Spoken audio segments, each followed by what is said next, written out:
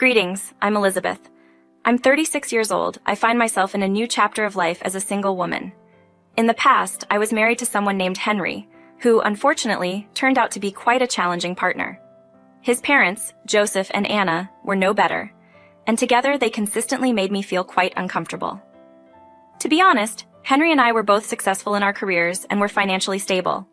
However, despite our achievements, his parents never acknowledged my contributions, and instead labeled me, who was taking advantage of their son. Henry played a role in this by constantly portraying me as fortunate to have married him, insinuating that I desired a luxurious life that only he could provide. Unbeknownst to his parents, I managed most of the finances in our household. Despite my efforts, Henry perpetuated the misconception that I was financially dependent on him, adding strain to our relationship. His parents even went so far as to have us sign a prenuptial agreement, believing I wouldn't amount to anything and wanting to protect their son's interests. While I don't object to the concept of prenups, what bothered me was that Henry never discussed it with me. He consistently misled his family about our financial situation, falsely claiming that I earned significantly less than him and relied on him entirely. In my love for Henry, I tolerated insults and humiliation from both him and his family.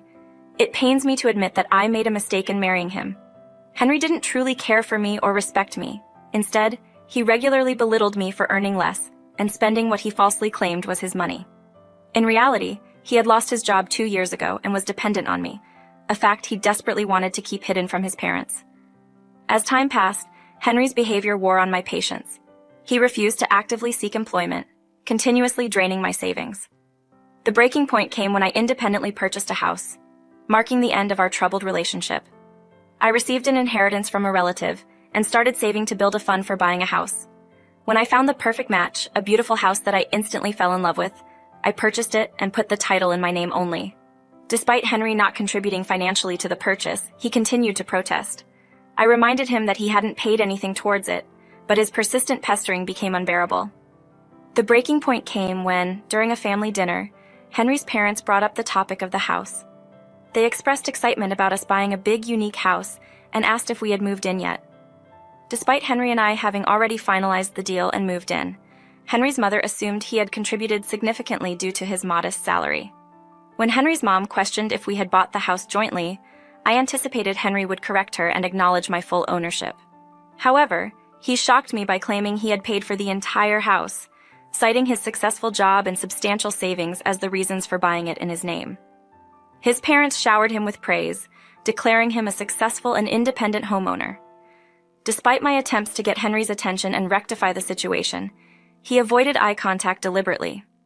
Frustrated and angered by the situation, I managed to control my emotions, choosing not to confront him in front of his parents. Upon our departure, I couldn't help but question Henry about his revelation to his parents regarding the house purchase.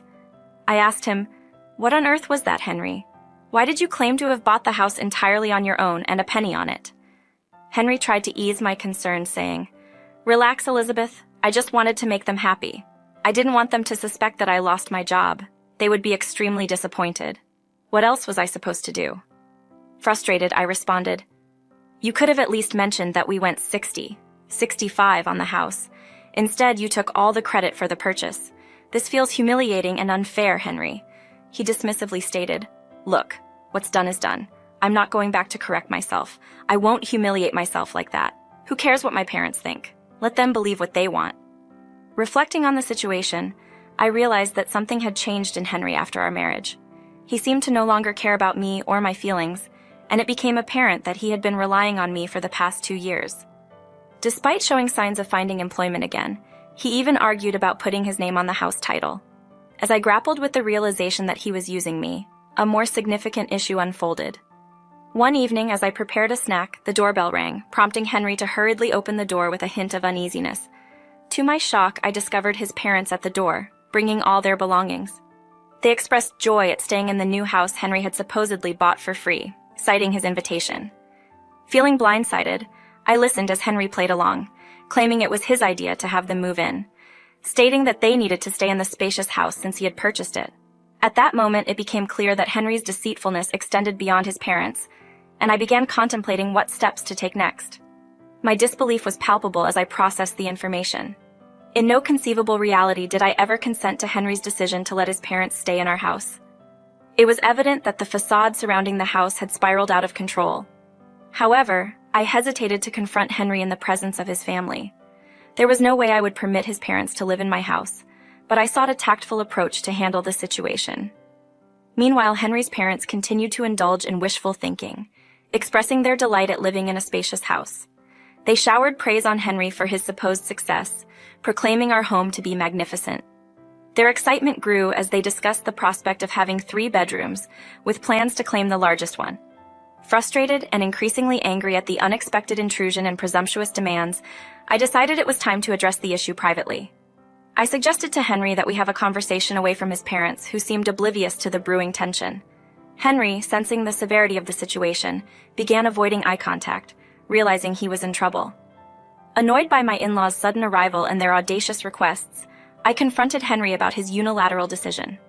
As I expressed my displeasure, Henry, perhaps fearing the impending confrontation, attempted to deflect by proposing that we discuss the matter openly in front of his parents.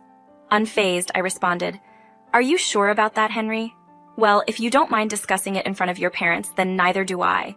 Elizabeth, go ahead and tell me what you want." With a stern tone, I addressed Henry, making it clear that his parents would not be living in our house. I emphasized my discontent with his failure to consult me before extending the invitation, questioning the appropriateness of his actions. In defense, his mother vehemently asserted that it was Henry's house and he could do as he pleased. The brewing conflict hinted at deeper issues in our relationship, leaving me contemplating the path forward. "Certainly he doesn't require your approval to retain us here. Know your place, Elizabeth. You can't address our son in that manner. Exercise caution to avoid being asked to leave. Cease behaving like a spoiled individual and guide us to the most spacious room. We can't delay any further. Escort us to our designated room." "No, I don't believe I'll comply with that, Anna." My audacity left Anna and Joseph utterly astonished. I wasn't certain whether I should resent them or not. Granted, they are quite entitled individuals, but it was Henry's fault for deceiving his parents. If Henry hadn't misled them and invited them, we wouldn't be facing this issue. Nonetheless, I acknowledge that Anna and Joseph are not entirely blameless. They stood in my home, threatening eviction. It's challenging for me to overlook that. "What do you mean, Elizabeth? If you don't guide us to the room our son Henry assured us of, we'll have to take matters into our own hands. We left our rented apartment for this reason. We came here today because Henry vowed to care for us. He's a good man who knows how to look after his parents. He invited us to stay in his new home, prompting us to terminate our lease prematurely. In that case, Anna and Joseph, you've made a grave error. I doubt you can stay here, let alone claim the largest room." "How dare you, Elizabeth? We don't require your permission to stay here. Our son will lead us to our room. If you won't, remember, this house isn't yours to decide if we stay." "You've misunderstood, Anna. I suppose Henry hasn't informed you yet. This house belongs to me, not him. Therefore, the largest room is not at your disposal. You'll have to make do elsewhere." "What? That's impossible. Henry has assured us he bought the house. You're lying." "Is that so? Well, why don't you confirm with Henry? I'm certain he'll clarify everything." "We will, Elizabeth. Henry, inform your wife that she's spreading falsehoods. Henry, affirm that you're the owner of the house, just as you've stated before. Joseph and Anna are eagerly awaiting your confirmation." I don't blame them again. It was Henry who misled his parents. However, Henry remained silent, avoiding eye contact and keeping his gaze on the floor. Gradually, it dawned on his parents that there might be truth in what I was saying. Although they couldn't fully believe it, all this time they perceived me as a gold digger with a mediocre job, contrasting their son as a hardworking and successful man. They urged Henry, "Why aren't you saying anything? You told us this house belongs to you. Speak up, Henry, tell her she can't evict us." I intervened. "What will he say, guys? He's been deceiving you all this time. I can even provide the property papers proving I am the sole owner of this house." They insisted, "That can't be true. You have a simple job and limited finances. Our son has a substantial income. There's no way this house is yours." I corrected Anna. "Your son had a significant income. He also failed to disclose that he was fired from his job 2 years ago. Since then, he's been relying on my income. And by the way, I have a very good job. Just because I don't flaunt it doesn't make me financially unstable." The shock on Joseph and Anna's faces was palpable when I unveiled the truth. Henry, as usual, avoided eye contact, refusing to meet his parents' gaze. They persistently asked him to confirm my statement. He remained silent until I said, "Enough drama for 2 days. Joseph and Anna, I've hosted you in my house long enough. It's time for you both to gather your belongings and leave." Henry protested, "Elizabeth, you can't just evict my parents like that. They terminated their lease to be with us, and they have nowhere else to go. You can't put them on the streets."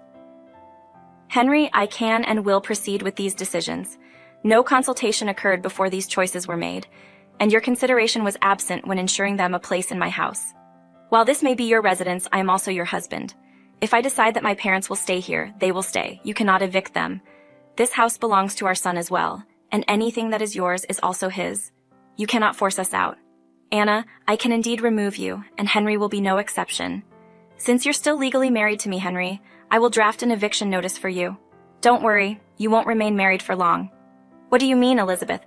Are you planning to divorce me?" "Yes, my dear husband, I am. I'll contact my lawyer tomorrow to schedule an appointment. We should be able to serve you with the divorce papers after 10 days. Henry panicked at the mention of divorce, displaying anger. He threatened to take half the house and claim alimony. However, I reminded him of the prenuptial agreement he and his parents had made me sign, stating that under no circumstances could we claim alimony from each other. Our private assets would remain ours and not be divided in case of divorce. Henry, now recalling the prenup, was taken aback. Suddenly, Henry and his parents understood the implications of the prenup. They suggested we refrain from an immediate divorce and instead have an adult conversation to discuss the situation. "Elizabeth, let's calm down and discuss this. I believe we can find a compromise that benefits everyone. I don't care about your benefits, Henry. I won't be a cash cow for you, and I won't let your parents take advantage of me after how badly they treated me." "That was in the past, Elizabeth. Many years have passed. I'm sure you can look past it. It was a minor issue. You and your wife threatened to have me kicked out just a few minutes ago because I refused to house you. No use making excuses now. You and Anna need to leave before I call the cops. I'd prefer if Henry leaves too, but he'll get an eviction notice if needed." Henry, Joseph, and Anna begged me to change my mind. They had ended their lease, assuming they could move in with us. Henry thought he could convince me to play along as I did in the past. Little did he know I would stand up against him and stop being a pushover. I was done being the family doormat. They could go to hell for all I cared. When Anna and Joseph didn't leave even after an hour, I called the cops. They escorted them out, and Henry screamed at me for humiliating his parents. I reminded him he had a month to vacate my house. That made him switch to being apologetic and remorseful. From that night, I didn't allow Henry into my room. He stayed in the guest room until he had to leave, served with an eviction notice. Meanwhile, his parents, after spending a significant portion of their savings on a hotel, had to find a new place to rent. Surprisingly, they didn't allow Henry into their new place, leaving him scrambling for a place, just like his parents. It seemed they wanted Henry to pay for lying to them. Since then, their relationship has become strained, blaming each other for their present condition.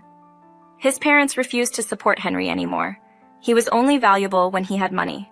Henry had to couch surf at his friends until he got a job. I filed for divorce. There was no way I was staying with him. He disrespected me and revealed himself as a vain and selfish man, not the person I fell in love with. Henry tried to change my mind, but I was firm. I refused to be taken advantage of. Since we didn't have kids, we got divorced after 3 months of separation.